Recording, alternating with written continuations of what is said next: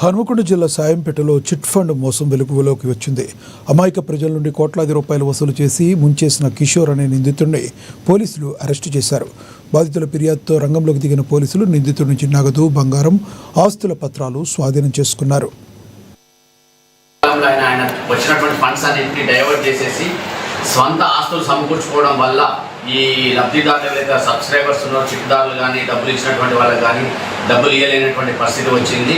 ఈ రకంగా ఆయన ఇక్కడ నుంచి అబ్స్కాండ్ అయిపోయి వెళ్ళిపోవడం జరిగింది. తర్వాత ఇన్వెస్టిగేషన్లో భాగంగా మా షాంపేట్ సిఐ గారు, రంజిత్ రావు గారు, అట్లాగే షాంపేట్ ఎస్హెచ్ఓ గారు, పరమేశ్వర్ గారు వీళ్ళందరూ కూడా కష్టపడి ఎస్టాబ్లిష్ చేసి అక్యూజ్ను పట్టుకోవడం లోపల మంచి చొరవ చూపించారు. ఆయన పట్టుకోవడం జరిగింది.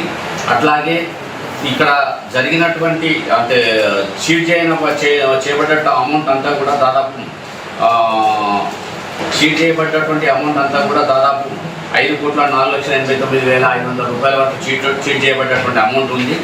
మేము స్వాధీనపరుచుకున్నటువంటిది ఆస్తు విలువ ఇక్కడ ఉన్నటువంటి వాటి విలువ దాదాపుగా 8,12,9,000 రూపాయల వర్త్ రూపీస్ మేము స్వాధీనం చేసుకోవడం జరిగింది అని చెప్పేసి ఆయన మోసపూరితమైన మాటలు చెప్పడం వల్ల అది నమ్మి ఆశపడి డిపాజిట్ చేసినటువంటి వాళ్ళ ఆ డబ్బులు కూడా ఈయన దగ్గర మోసపోయినారు.